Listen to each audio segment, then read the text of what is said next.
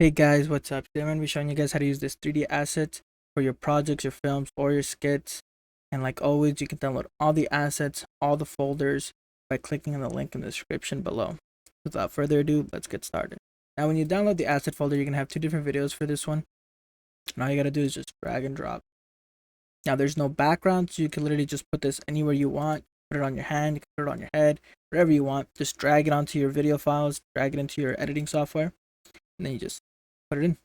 And for this one, we have two different lights from the front, and then you also have it from the side.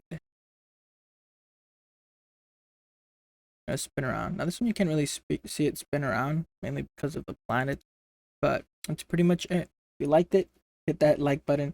If you disliked it, hit that dislike button. Subscribe for more. Thank y'all for tuning in.